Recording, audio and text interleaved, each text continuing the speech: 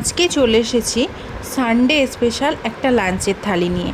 তো প্রথমে আমি কড়াইয়ের মধ্যে কুচনো পেঁয়াজ আর রসুনটা থেতো করে দিয়েছি। তারপরে মিষ্টি কুমড়োগুলোকে ভালোভাবে ভেজে নিয়েছি। তারপর শাকটা দিয়ে পরিমাণ মতো লবণ হলুদ দিয়ে ঢাকা দিয়ে শাক ভাজি করে নিয়েছি। তারপরে ইলিশ মাছের ঝালটাও আমি রান্না করে নিয়েছি। তো প্রথমেই থালিতে আমি ভাতটা নিয়ে নিলাম, তারপরে মূলো শাক ভাজি নিয়ে নিলাম, তারপরে আলু ভেন্ডি ভাজা নিয়ে নিলাম, তারপরে সর্ষে পোস্ত বাটা দিয়ে ইলিশ মাছের ঝাল, আর শেষে আমি অল্প একটু ধনেপাতা কুচিও দিয়েছি। তারপরে আছে আমড়ার চাটনি। একদম রেডি হয়ে গেল লাঞ্চের থালি।